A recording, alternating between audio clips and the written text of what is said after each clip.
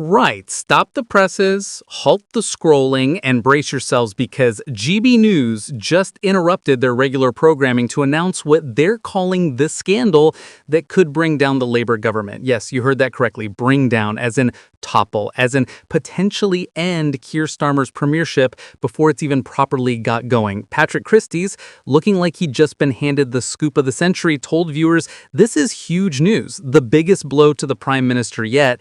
But before we proceed, please don't forget to hit the subscribe button for more updates on the UK Politics Insight. Thank you.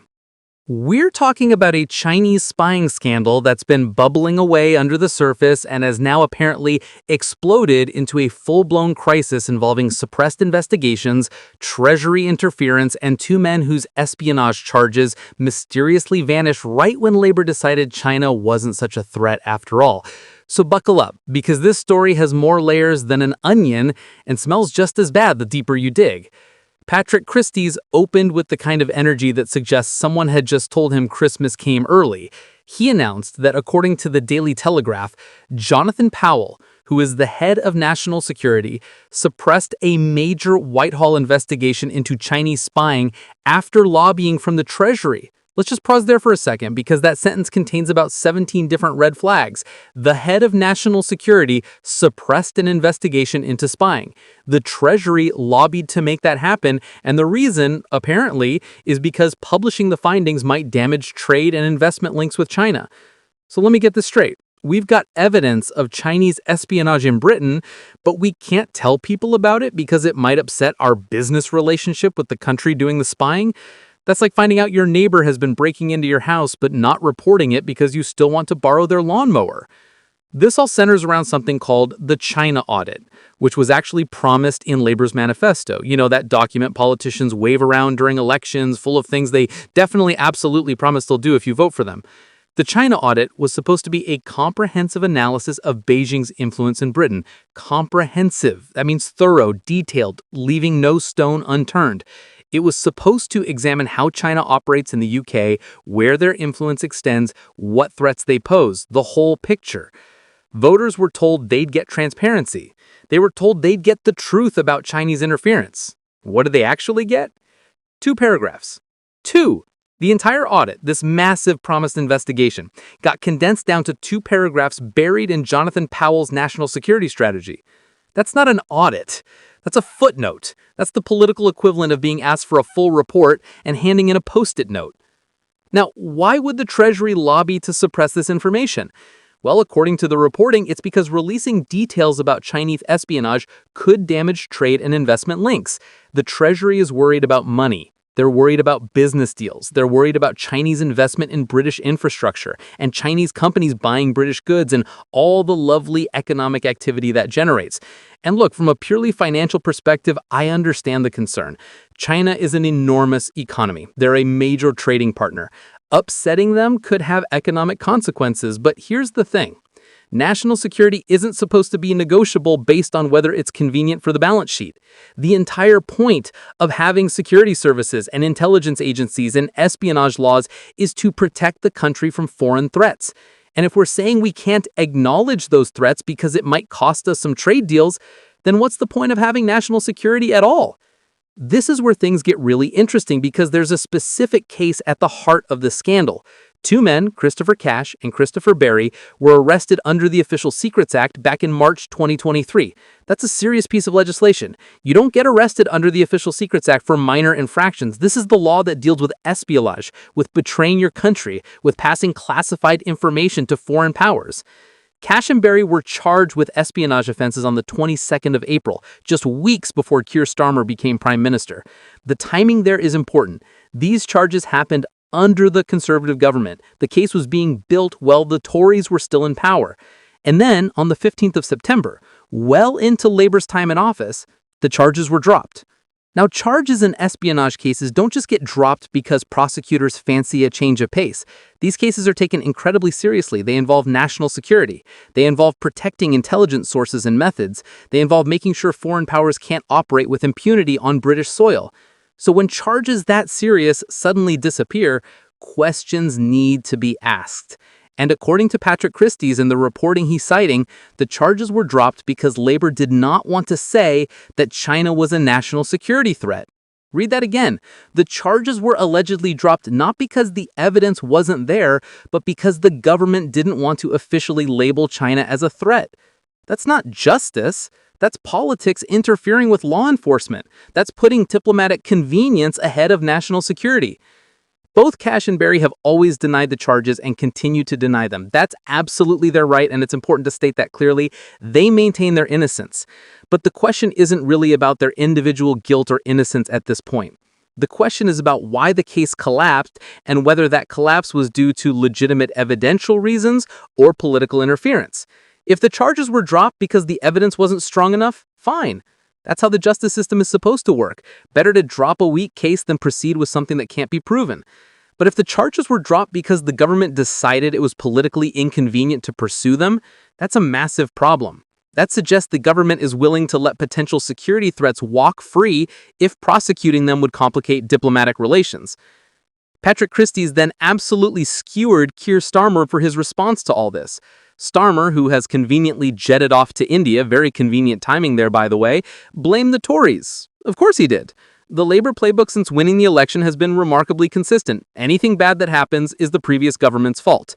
Economic problems? Tories. NHS waiting lists? Tories. Bad weather? Probably also the Tories if you ask the Labour. And now, apparently, the collapse of this espionage case is also the Tories' fault. Starmer's argument is that you have to prosecute people based on the circumstances of the time of the alleged offense. So all the focus needs to be on the policy of the Tory government in place then. Let's examine that defense for a second, because it's simultaneously clever and completely inadequate. Yes, it's true that the alleged offenses occurred under the Conservative government. Yes, it's true that the initial investigation and arrests happened on the Tories' watch. But the decision to drop the charges happened under Labour. That's a Labour decision. And if that decision was influenced by Labour's desire to avoid calling China a national security threat, then Labour owns that. You can't claim credit for being tough on national security while also simultaneously blaming your predecessors when your own security decisions come under scrutiny. It doesn't work like that. What makes this particularly explosive is the involvement of Jonathan Powell. This isn't some junior civil servant or mid-level bureaucrat.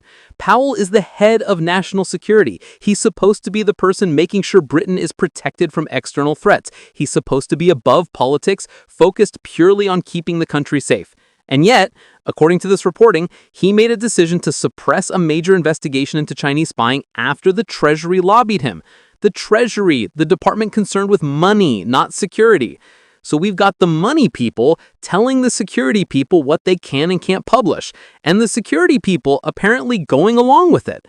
That's a complete inversion of how things should work. National security should inform economic policy, not the other way around. The fact that this China audit was in Labour's manifesto makes the suppression even worse. Politicians love manifestos. They wave them around, they quote from them, they say you can't question their mandate because it was in the manifesto, except apparently, manifesto promises only count when they're convenient. When a manifesto commitment becomes politically awkward or economically inconvenient, it gets quietly downgraded from a comprehensive audit to 2 paragraphs that say approximately nothing. That's not delivering on your promises, that's hoping nobody noticed you broke them. Let's talk about what this means for Labour's broader China policy, because this scandal doesn't exist in isolation. Ever since Labour took power, there's been intense scrutiny about how they plan to deal with China. China is simultaneously one of Britain's most important economic partners and one of its most significant security threats. That's a difficult balance to strike. You need to maintain trade relations while also protecting against espionage, intellectual property theft, and political interference. Different governments have tried different approaches. Some have been more hawkish, treating China primarily as a threat. Others have been more conciliatory, emphasizing the economic opportunities. Labour seem to be positioning themselves somewhere in the middle, talking tough on security while keeping doors open for business. But this scandal suggests Labour might be tilting more heavily toward the economic side than they've publicly admitted. If they're suppressing investigations and dropping charges to avoid upsetting Beijing, that's not a balanced approach. That's prioritizing the relationship over security concerns. And that's going to absolutely infuriate the hawks in Parliament, in the security services, and in the commentariat who believe China pose a fundamental threat to British interests. It's also going to worry allies, particularly the United States, who have been pushing Britain to take a harder line on China.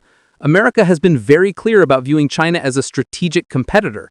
They've been pressuring allies to restrict Chinese tech companies, to limit Chinese investment in critical infrastructure, and to treat Chinese espionage as a serious threat. If Britain is seen as going soft on China, that damages the special relationship. The timing of this coming out now is absolutely brutal for Starmer. The Labour honeymoon period, such as it was, is well and truly over. The budget was a disaster. The Rachel Reeves black hole saga is ongoing. Approval ratings are sliding. And now there's a national security scandal suggesting the government prioritized trade deals over protecting the country from spying. That's the kind of story that cuts through to voters who might not pay attention to day-to-day political minutia. Everyone understands spying. Everyone understands the idea that a foreign power might be trying to steal secrets or influence British politics. And everyone can grasp the concern that the government might be covering it up to protect business interests. It's simple, it's scandalous, it's memorable. Patrick Christys called this the scandal that could bring down the Labour government. Now, that's a big claim. Governments don't fall easily. Labour has a massive majority. They've got years left in this parliament.